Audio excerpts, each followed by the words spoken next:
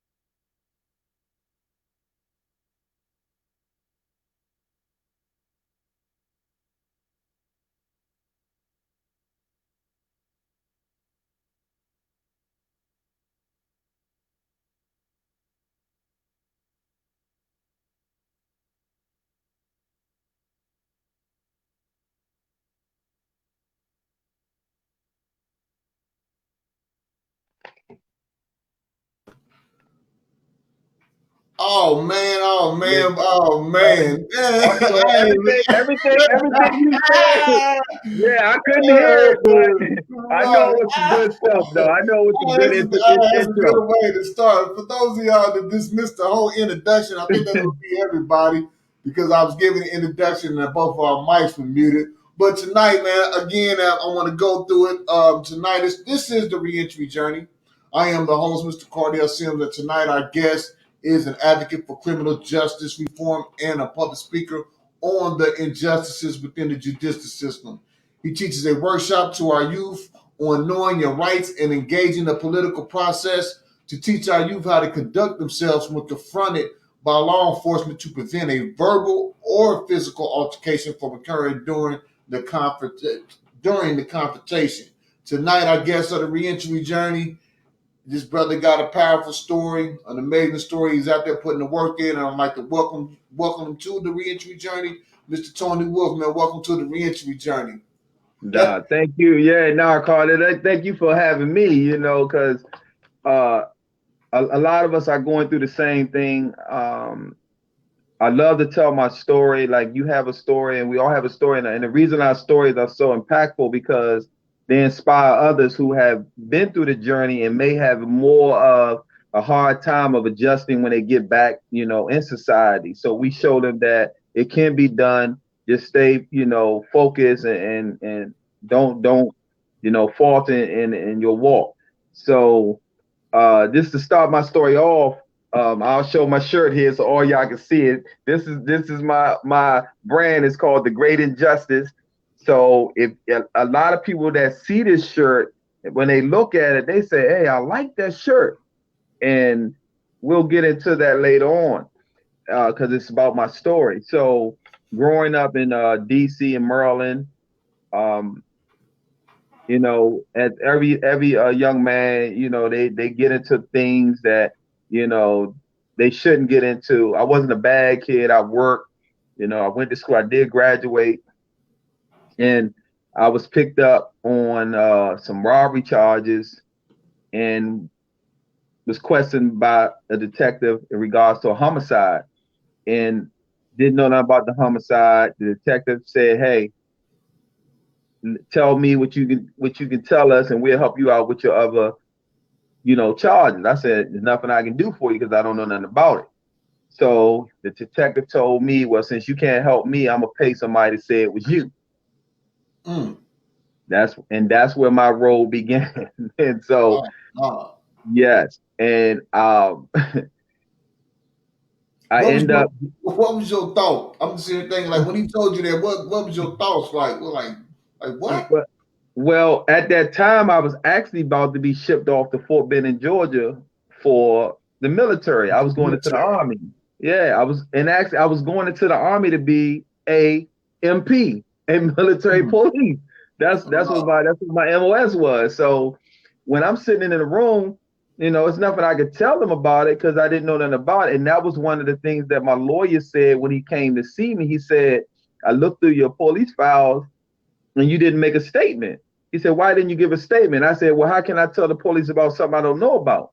He said, good answer like that. I said, hey, he said I was one of the first cases he ever had where witness or suspect or defendant didn't make a statement. He said it was my bar that I didn't make a statement.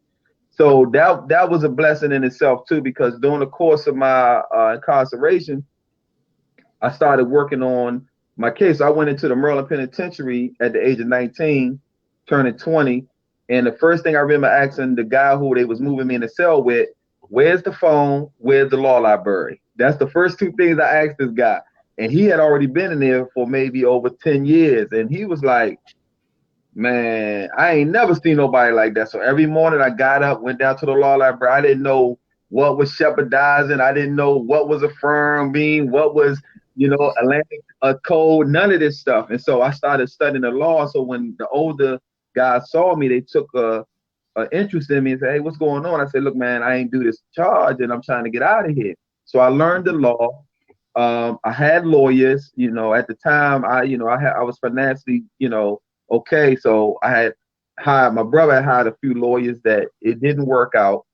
And so we're going to move now, maybe 16 years later. I'm still in, but I'm still working on my case.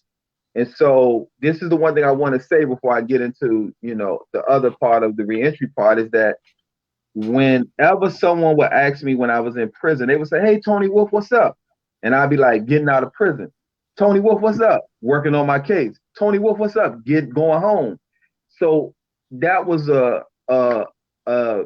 ginger that I left with the guys that I still in. So now when guys call me from prison, they say, man, everybody using your slogan. Every time you ask somebody what's up, they talking about getting home, getting out of prison, going, you know. And so they said, man, you left that with us because all the guys thought that I was crazy. They said, because that's all you talked about was going home. And at that time, the state of Maryland wasn't letting nobody go home.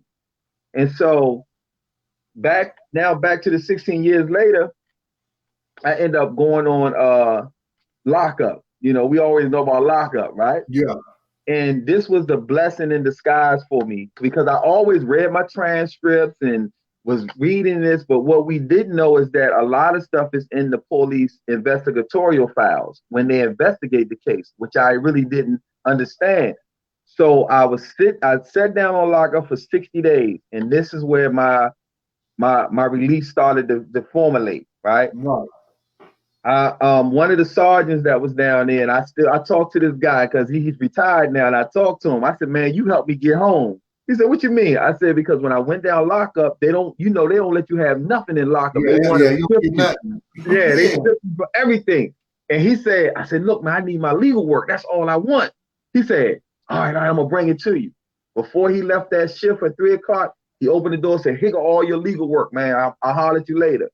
I started, you know, we got time, we ain't doing nothing. So I started reading. And when I'm reading the police incident report, they had evidence that was pointing to somebody else as the freaking murderer. Oh, wow. The gun that they had, they said they got fingerprints off the gun. They checked them against my prints, said they didn't match me. So we were trying to figure out, I'm like, hold on, this was part of my trial. I didn't know they had on that my fingerprints wasn't on, but they got, so it was a lot of stuff that came out.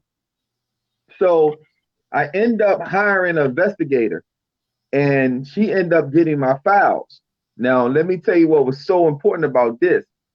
Throughout the 16 years that I was already in, I used to write the Prince George County Police Department requesting my police files.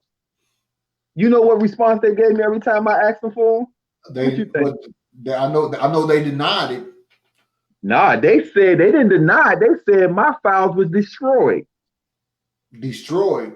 That's what they said. They said my files was destroyed. So I'm sitting there going, how can my files be? So I'm talking to all the older gentlemen that's been in the system. They're like, man, something going on with your case. Let me say, you was only locked up for 3 years And they said your files was destroyed in 93, 94. You was only convicted in 91. So how they gonna destroy your files 3 years after you was convicted? Right. I don't know, you know. So I'm like, okay. So the investigator ends up getting my files. I get a legal mail call. Hey, Wilson, you got legal mail. What is it? It's my files. Why you think I sit here in front of you today to tell the story of the great injustice? When I read that, when I got that paperwork, I shut the door. I was in a single cell, and I started reading. All I can tell you is that's where it all started unfolding. Paper after paper was pointing to somebody else. They had another suspect. The dude who identified me told the police he wasn't even there the night that the murder happened. Then he changed it. He said, man, he made another statement. They said they had another suspect. We knew none of this. So I filed my own motion for I filed a motion for new trial based on newly discovered Brady evidence and prosecutorial misconduct for withholding it. I sent a copy to my trial attorney. I sent a copy to my post-conviction attorney. I wanted to make sure that they never knew about this. And they reached out, said, Tony, we never knew about none of this. And had my trial attorney said, your case rested on identification because there was only one witness that was against you. And that's the gentleman who lied all over the place. Right. All right. So I end up going to court. I'm ready to fight. I'm ready to go in there. Hey, look, I can argue myself. I told the lawyer they gave me, the public pretender they gave me, right? I said, look, I can argue myself. I step into the courtroom. She whispers in my ear, they offered you a deal to 30 years, but they want you to withdraw your petition with prejudice. So you know what that means, right? Now explain that with prejudice for those that don't know. So with prejudice means you can never re-raise or argue these allegations again. So I'm ready to fight because I'm trying to show I'm innocent. So the investigator, the little short recess, the investigator said, look, Tony, go home because you already got almost 20 years in. Go home, and then you can fight it when you get home. So I'm like, you know, my mind is like, I want to fight it, but then I'm sitting there saying, hey, are we still going? Yeah, I'm listening. Okay. So I said to myself, I want to fight it. However, I already did 20 years that I can't get back. So end up getting a deal. The prosecutor who agreed to it, and this, I'm going to say this little short part and get into the reentry of what's been going on with me now. The prosecutor who ended up giving me the deal, she was head of the the prosecutor's office at the time. Her and I became friends. Right? Yeah. And the judge, her and I became friends. She's now in the Court of Special Appeals. And when I graduated, I went to Howard University. And so, so what I had started doing, I started helping guys, you know, get home and working on their cases. And I remember being in the hallway, and one of the attorneys that was working on a case that he had heard that I was assisting in, and he's a very prominent attorney out here. I always say his name because I give him props because he was the one that was instrumental in me going back to college. His name was Christopher Griffin. And he saw me in the hallway. He said, hey, he said, you the guy Wolf, right? I said, yeah. He said, man, you need to get your papers. So you know what he's talking about when he said, get my papers? About your lawyer's degree? Yeah, that's the degree. So I didn't know what he was talking about. He said, man, I saw your work. You know, he said, you know your stuff. He said, but you need to be legitimized, you know. So he said, get your paperwork. So I went to Howard. Howard had a paralegal certification course that was actually a pilot program. They was only allowing I think it was 20 students in at the time, 20 to 30, but you had to do an essay in order to be selected. So I did an essay on my wrongful conviction. The dean and one of the professors called me in. We talked. They said, man, your story, your essay was very, you know, compelling. We want to let you in. We won't tell anybody your situation in class. That's up to you. So no one ever knew, you know. And so I went passed, got my certifications. Before I left Howard, one of the professors, she's a retired judge now in DC, named Judge Epps. So I got to give her props. And she said, look, you know your stuff. She said, don't work for a law firm because they're going to use your talents up and you're not going to get your work. She said, start your own consulting services. And she said, do your own stuff freelance. She said, you can get paid because you're certified now. I said, okay. And now we're talking about the Great Injustice. Justice, right. So I started a service called the Great Injustice Paralegal Consultant Services. And my slogan was, we took the scale for the innocent and wrongly convicted. And that's my story. Now I'm out. Reentry. We know what we try to do. First thing you gotta have when you come home is stability, meaning you gotta have somewhere to stay. Right? Mm-hmm. Right. The second part is you gotta get a job because you can't be relying on people to just help you out, get your hands out for the rest of us. So I'm looking for jobs. I'm telling them what happened with my case. So I'm being very transparent, letting them know, hey, this is what it is. And they telling me no. So I was married at the time, and my ex-wife at the time she said, what you going to do? I said, well, I know the law.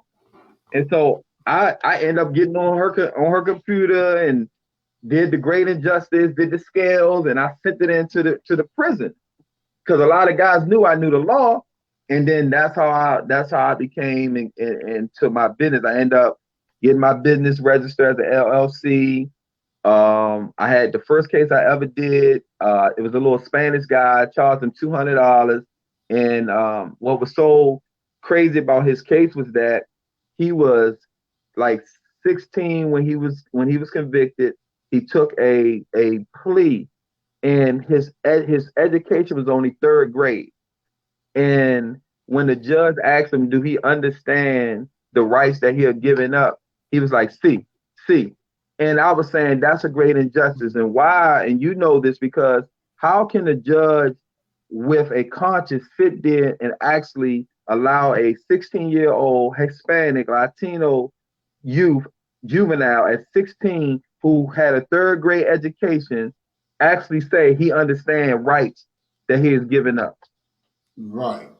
So when I found that, knowing that he didn't. And so when I raised the issue, his lawyer wanted to know who I was, right? So he told the lawyer who I was. So they end up filing something against me called a attorney grievance, saying I was practicing law unauthorized. Mm-hmm. So they came after me. So I get the letter, you've been investigated, They asked me to send paperwork, my credentials, this and that. I sent everything to them. They called me in maybe like a year later. They called me to the office, and the investigator sat down and said, hey, everything you doing, he said, you actually can do. He said, but there's only one thing you can't do as a paralegal. He said, you cannot file petitions or motions unless you're under the supervision of an attorney. Mm. Oh, so now I'm learning something new. Right. So he said anybody can read a transcript. Anybody can go out and talk to witnesses. Anybody can do all the stuff you're doing. He said, but the moment you start filing and drafting motions, he said, now you're practicing law. So me got my mind. I got lawyers now. So I got attorneys now who I actually do work for. I do investigative work. I do research. And so now I'm talking to these attorneys saying, hey, this is my situation, And it was like, hey, Tony, when you finish a motion, just bring it to me and let me review it. And then, if everything is right, then, I have no problem with signing off on it. And so I had no issues after that. Okay. Then they try to come again with another one. Ah, man, they threw another monkey wrench into another the game. one. Another one. I was helping this young man out, another young man with a case, right? They did it again. The attorney grievance sent them a letter saying, look, we done already investigated this gentleman. This gentleman is not practicing law. I presented all the evidence. So that was years back, right? Right. So now, as I was helping a lot of gentlemen, you know, guys come home, a lot of them was in the same situation that a lot of people in reentry have, is the job.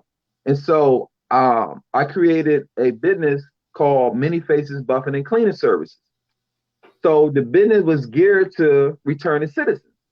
So I went down to parole and probation agencies and gave them my card and my flyer and said, hey, if anybody come home that wants to get into cleaning, or if they want a job to get them, you know, a little money, you know, because they just coming home, tell them to call me. So that's what I was doing. But what I learned with that process is that they was only there for maybe 2 to 3 checks. So it was a constant turnaround. You know, I would have this person here get to know the young man or the gentleman, and then they be like, after the third check, I don't hear from them, they don't call back, and they done moved on. And why would you, in your opinion, what did you think was causing them about after the third check to just move on? Because this is what I learned, and this is what I'm gonna tell you about my other program I created. I created a nonprofit called Fresh. It stands for Fully Restoring Every Son's Hope. So what I found out was that all of us have a gift. We have a purpose. And so in the Fresh program, I created the niche. If that person doesn't want to be a janitor, they're not going to stay there. So just because I gave them the opportunity is not their purpose.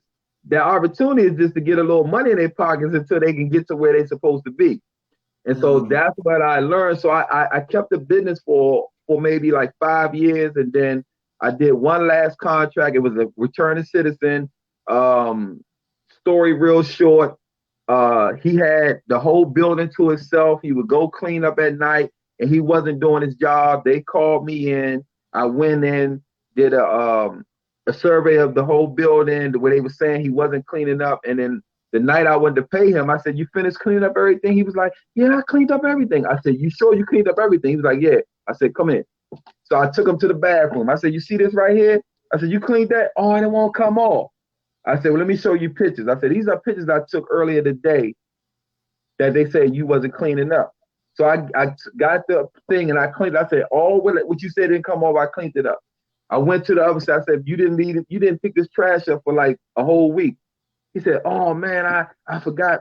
So I said, no problem. I said, look, I'm paying you your last check. I'm letting the contract go. So that was the last contract I had. In the cleaning business, the cleaning business wasn't something that I wanted to do for me. It was for the returning citizens. Citizens, right. That was it. And so I started getting back into the Fresh program. So the Fresh program basically would gear the people to where they needed to go. So if a gentleman came home and said, hey, Tony, I like to drive trucks. I said, okay, I got a program to put you into the CDL program. Person come home, Tony, I cut hair. Okay, I'm gonna put you here under the apprenticeship for barbers. So that's what I started doing. So I found out that you got to find out what the person's niche is, and then you put them in that directions, and they more prone to stay there over a long tenure. So that's what I found out. I'm glad you said that because me and a few people just through conversations in a lot of different reentry circles, we had came to the conclusion to agree to disagree, because I'll say this: when someone gets out of prison, they should find a job that's to their strength, because if they don't, what happens is and I know this personally, is they don't find a job to their strength, or like you say, to their niche, then they're going to have a job for about 2 or 3 weeks. They're going to end up quitting. They're going to find another job. Before you know it, within 90 days, they probably going to went through 3 or 4 jobs trying to find it. And that don't really look good. But if they come out focusing on their strengths, or their niche, then it's going to better play out for them. And a lot of people's like, well, people just need to get out and just take any jobs. And I'm like, not everybody need to get out of prison and just take any job, because they're not built to just take any job. Yeah, and so this is my suggestion, and I know everybody is not built the same like us, but my suggestion to anyone who has a mind that they think, because when you're inside, people may start stores. You got the guys that do the drawings. You got the guys who do the tats. So these guys got a lot of talent, and we done seen. I had one guy used to make stuff out of soap. He'll make something that you be like, and then we pay these guys. You know how we. And so I'm like, man, y'all gifted. And so what I always tell anybody that come home is, look to start your own. Find out, what you can do. I don't care if it's a detail service, if it's you open up your own barbershop. I got one guy out here now, he did 28 years. He's doing paintings because he painted when he was in. I mean, this guy's so talented, he should be making millions right now. Had another guy, he started his own trucking company, Showtime Trucking. I'm gonna give you your shout out, Showtime Trucking, that been doing his thing. And so what I learned, though, that I want to talk about reentry now, that's very important, that's going to be crucial, which I don't know if you have experienced it. When we come home, our agents are supposed to be people to assist in the reentry process. However, I found that not all of them, but majority of them become a hindrance to the process. I remember, so I'll tell my story and then get into what I learned. When I first came home, the first thing when I went to go see my agent, you got your little yellow envelope and give it to him. The first thing she said to me, she said, you got to piss every week. You got to pay for your analysis. You got to report to me. You got to this. And she told me all these things. So look, I did 22 years. So my thing is this right here. I'm home. What you want me to do? I'll piss for you right now. So that's how it was. Right. And so I'm sitting in the room, and the lady comes back in the room and say, Mr. Wilson, I apologize. And I said, what's up? She said, the judge waived everything on you.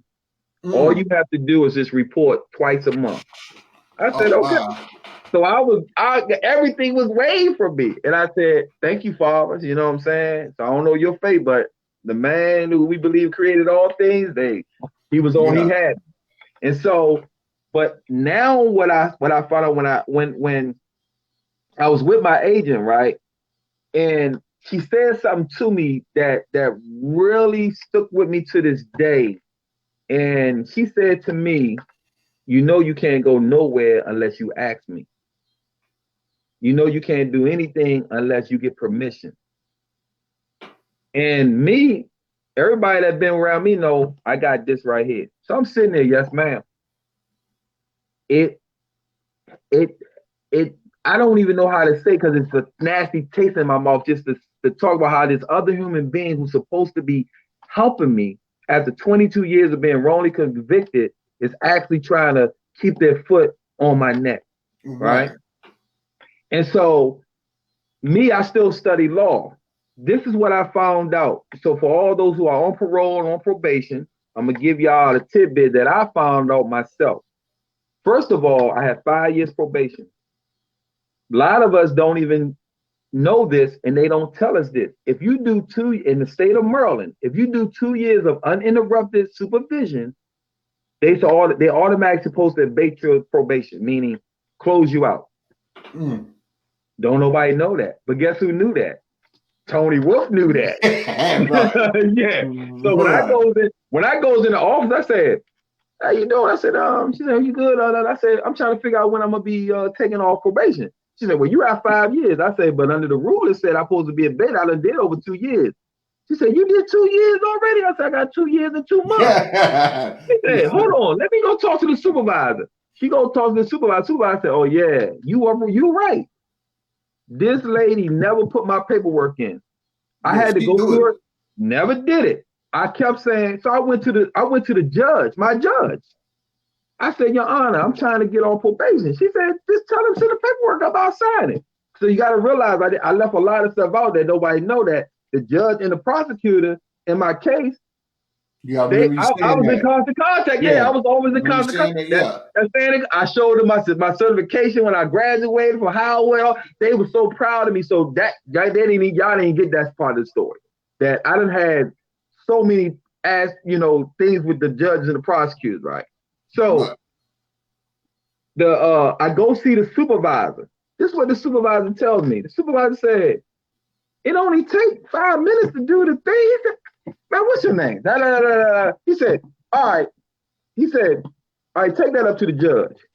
Mm. Why my agent couldn't do what the supervisor did? Just that fast. Just that fast, right?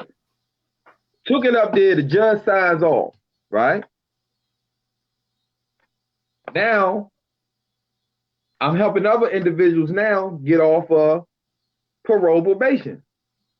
Mm-hmm. All of them are having resistance from the agent.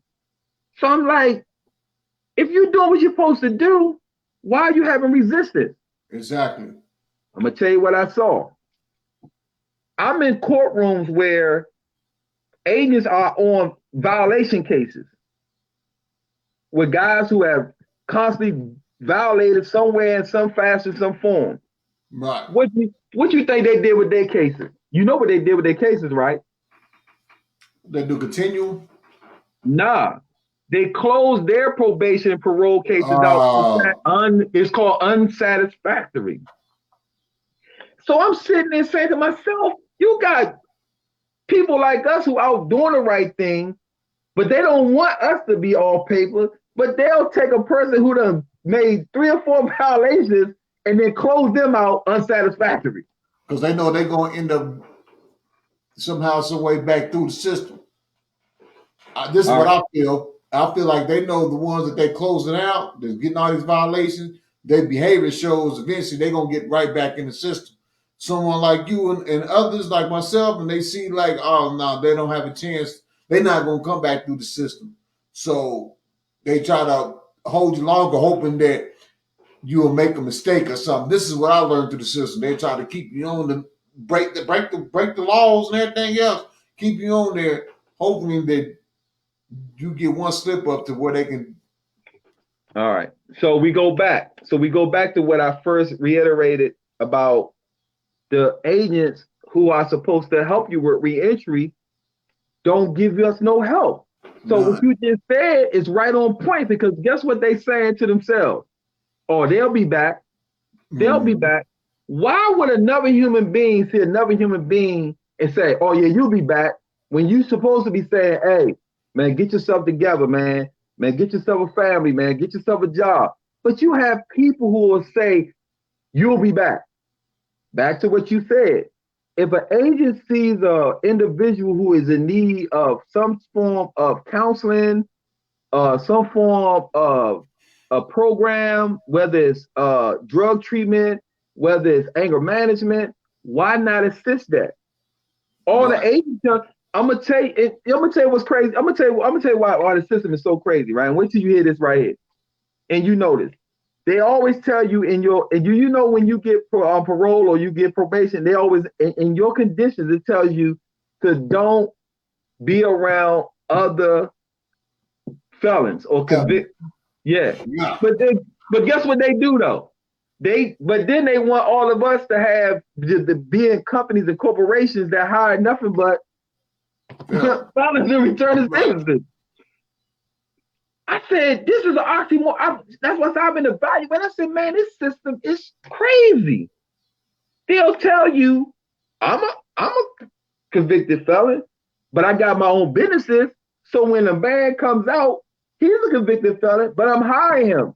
Who does he have to be around? He has to be around me. But you tell us in the conditions, I can't be around another convicted felon. Mm-hmm. And get petty with it. But if you ain't got no ride, they can't give you a ride to work, even though y'all going through this. That's how it is in Missouri. Like if I'm a convicted felon, you're a convicted felon, both of us are under, or even one of us under supervision. Let's say we work at the same place. Say you needed a ride. You couldn't catch a ride with me because I'm a convicted felon and you're a convicted felon. And one of the stipulations of your probation or parole is that you can't be around other convicted felons. So even though we work together, you couldn't catch a ride with me to work because you were being around convicted felons. You had to get a pass from your agent.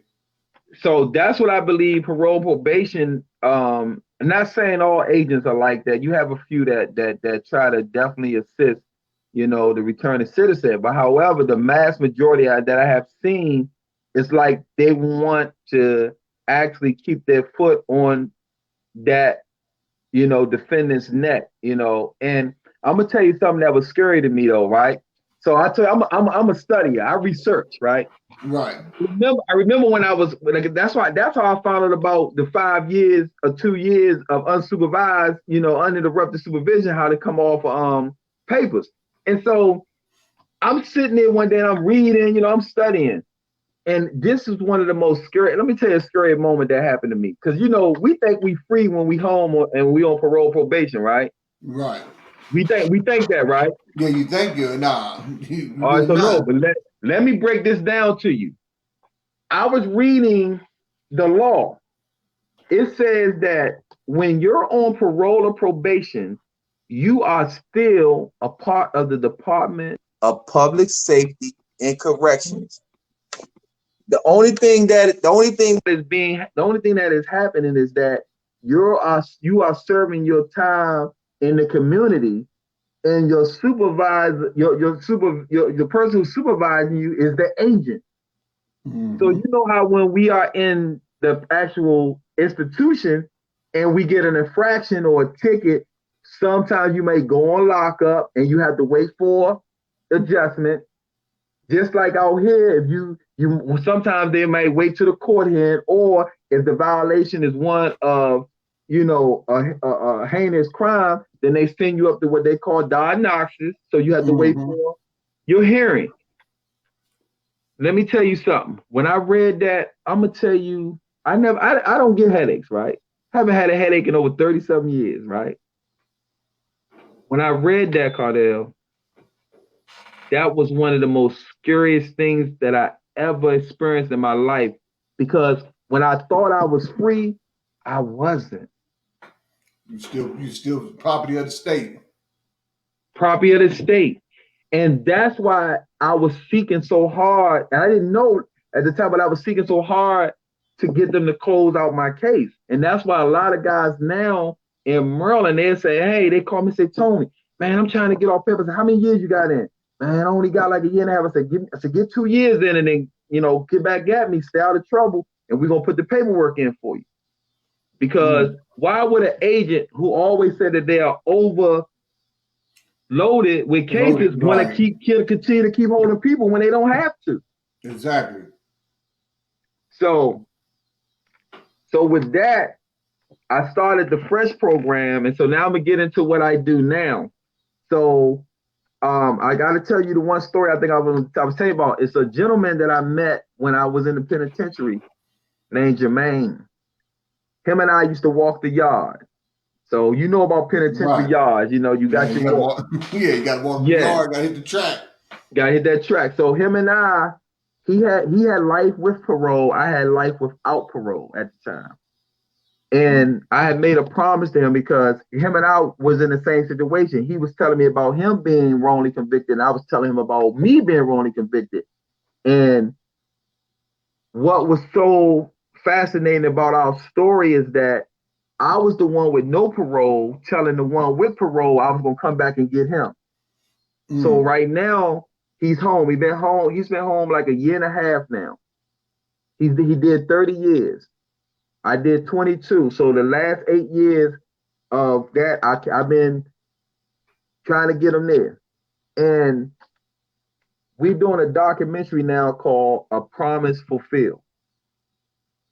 So we want to tell the story about how we met, how I stayed in the law library, how he's going to tell his story about how the Spirit had told him to order his co-defendant's post-conviction transcripts, and that's how he found out that the lawyer he had hired had to represent his co-defendant. And you know what that is when the lawyer represents two co-defendants, right? Yeah, that's a conflict of interest, ain't it? There you go. So he never knew. So it was a conflict of interest. And so I stayed with him, and everybody that promised him that they was going to come back and get him never did. And so he told me, he said, man, I owe you my life. I said, no, you don't. I said, we brothers. I said, I'm just a different type of individual. I said, I've been there. I experienced what you experienced. We got him home. He's doing phenomenal. He got a job. matter of fact, got him a job, UPS. He got his car, he got his license. You know, I told him about the woman thing. I said, look, I ain't gonna get too much of that. I said, when you get a woman, your pockets will be a little empty, but you'll be all right. You know. Hey, put that stuff, put it up to the side. Yeah. So, but he's definitely enjoying life, and I just told him, man, you know, and this what was the thing.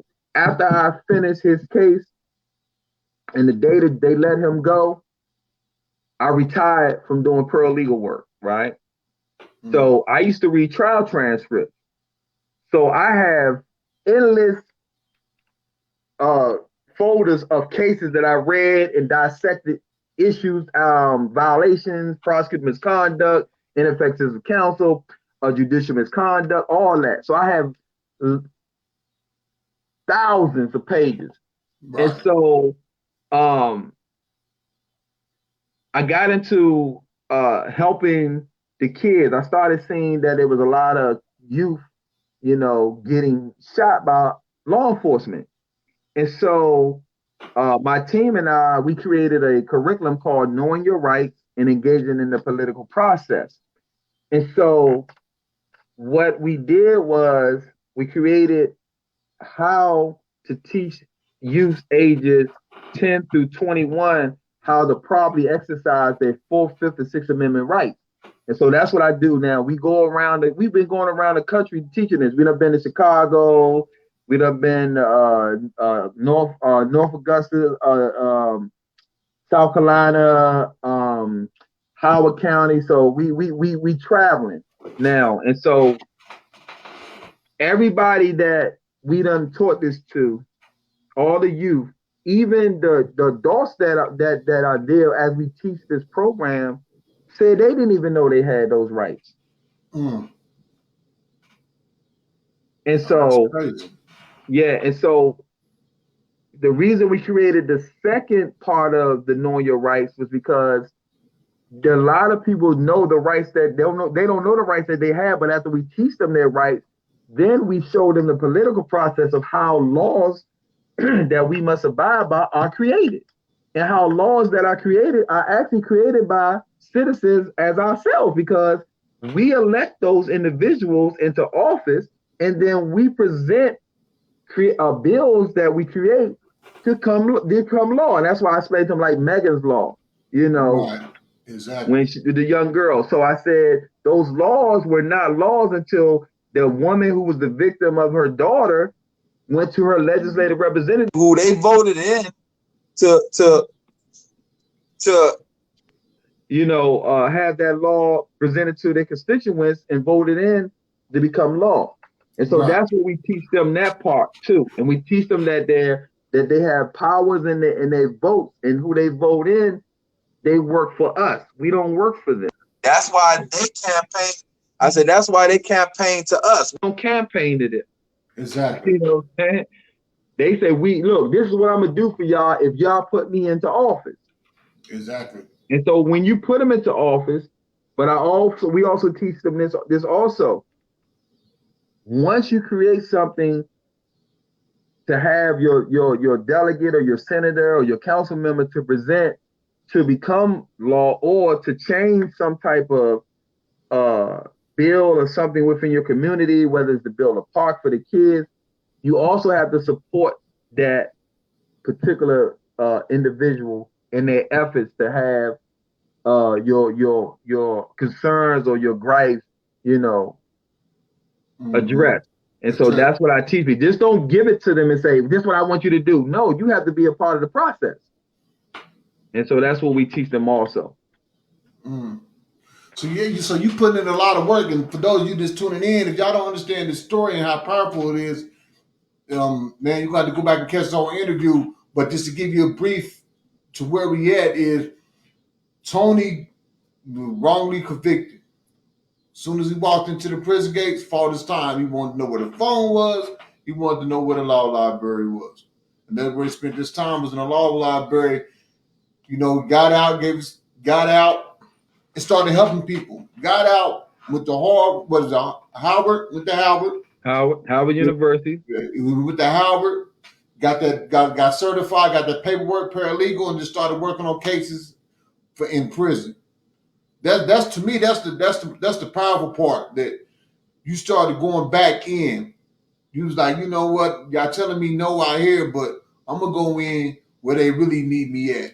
With those that been through what I've been through, that may not have that hope. But like you said, you created a you created a thing to where now everybody inside the prison, what's going on with you? I mean, nothing, getting out.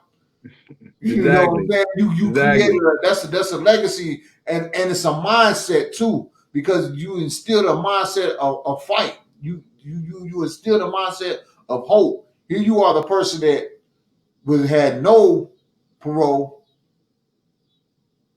got out and got somebody out who had parole, kept a promise. Man, and it's so powerful. Then you get out, and not only are you doing this, you're going back in, getting people out. But now, when they get out, you got the fresh program where you point them to, well, okay, now we're gonna maximize your talents. We're gonna maximize your strengths. We're gonna make this happen to where you stay out. And if you walk these 2 years down on your probation, on your paper, I'm gonna do this paperwork for you that's going to get you off, because this is law.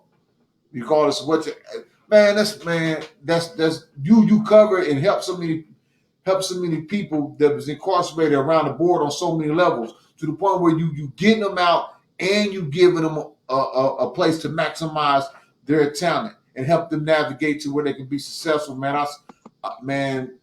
I salute you, brother, man, and appreciate everything that you're doing and everything that you have done. Your will to never give up, your will to grow, and not only as you leveling up, you reaching back and bringing others up with you as well. So one of the questions that I always ask people on the podcast is, if you had one word to describe your journey, this journey that you're going through, what would that one word be and why? Liberty. Mm. Because even though I was incarcerated physically, I was free within my mind. So I always stayed in society. And I'll say a quick story, 30 seconds or less. I didn't get to raise my daughter.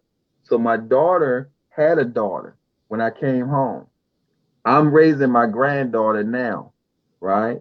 Not like raising her, but I get her as much as I can. And so I like how the creator works.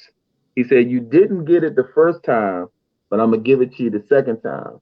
And so I told my daughter, everything I visualized with you when I was in prison, now I'm able to do it with my granddaughter. And so that made me cry.